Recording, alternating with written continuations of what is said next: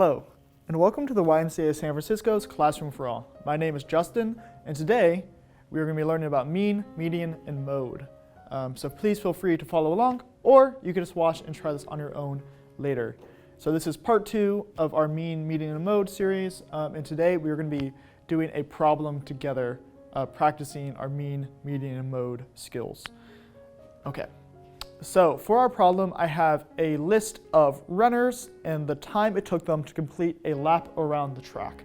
So runner number 1 completed their lap in 56 seconds, number 2, 62, number 3, 61, 4, 61, 5, 59, and 6, 61.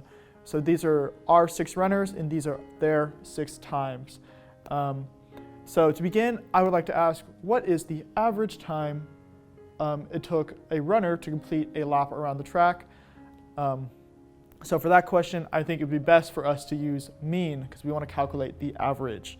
So if you remember from our video before, the mean is just the summation of our total data points divided by the number of data points.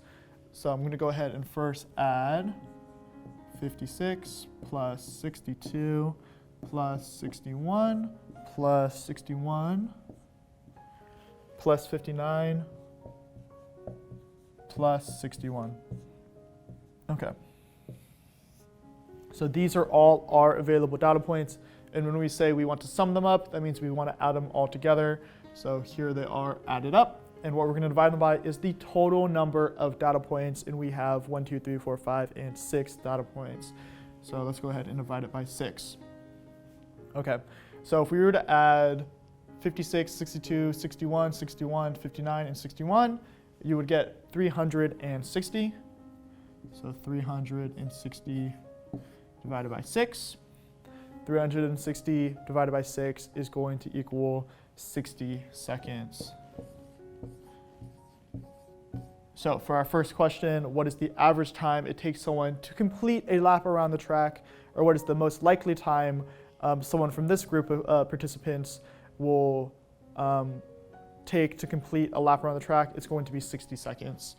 So 60 seconds is the average time it takes for our participants to run a lap around the track. So if we look at all our data points, 60 seconds kind of fits in here. We have 56, 61, 59, 61. So it's all between that 56 to 62 range. So 60 sounds about in the middle. It's always good to use common sense and logic and look at your answer to make sure that it fits into what we know about our data points. Okay, perfect. So that was the mean. So now I want to find the median. So the median is the centermost data point when we put the data points into numerical order. So the mean is really helpful when we have skewed data. But I think our data looks pretty unskewed today, but let's double check by finding the median.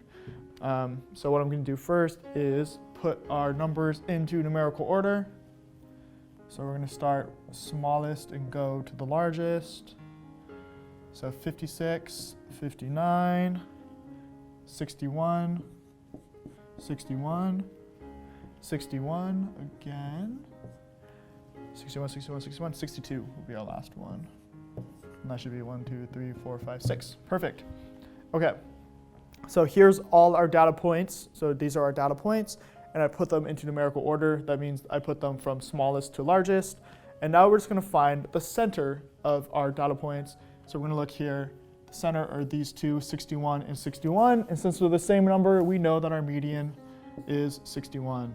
So if you remember from before, our mean was 60, 60, 61, about the same.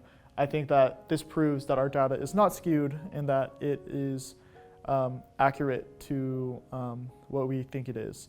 So yeah, the average time to complete a lap around the track is still going to be 60 seconds. Okay, so for our last one, let's go ahead and find the mode.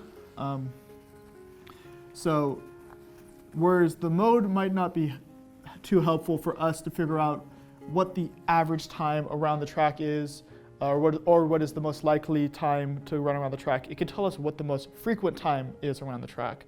So let's go ahead and look at our data points, and we're going to try and find the most frequent time, meaning it's the time that came up the most in our runners. So if we look here, we have 3 61s, and I don't think there's any other duplicates. So 61 is going to be our mode. So that is the most frequent time. So the time that the most runners received in completing the lap. Okay, so thank you for watching. I think we're going to end there. This was part 2 of mean, median, and mode, and today we applied our knowledge of mean, median, and mode. So thank you once again, and please join us at YMCA San Francisco.org/classrooms4all for more amazing videos, and I'll see you soon.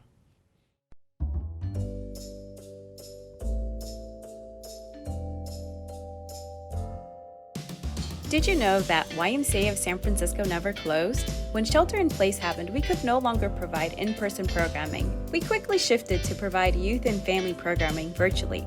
As early as April, we started providing on-demand activities in our YMCA of San Francisco YouTube channel. For this video, we're going to be making a geodesic dome. Today, we're going to be making a hovercraft. The science around this activity is really awesome. In addition, we have a regular schedule of activities for our youth and families to join live. We feature read-alouds, yoga, family Zumba, arts and crafts, drawing clubs, and more. So don't miss out on our virtual youth and family offerings. Visit www.ymcasf.org for more info and class schedules.